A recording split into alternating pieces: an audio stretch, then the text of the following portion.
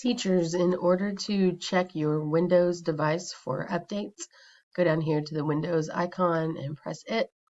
Click the settings icon. Type in update. Click check for updates.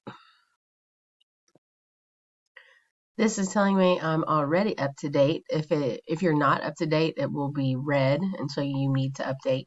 But even if you're up to date, sometimes if you click check online for updates from Microsoft, it will find some more things for you to add. I do recommend you check for updates every couple of weeks. Some updates do occur automatically, but there are other things that slip through the cracks and your device will perform better if you do this regularly.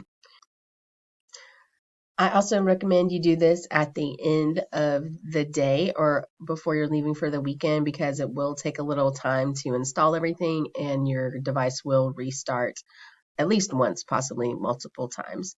Please let me know if you have any questions about this.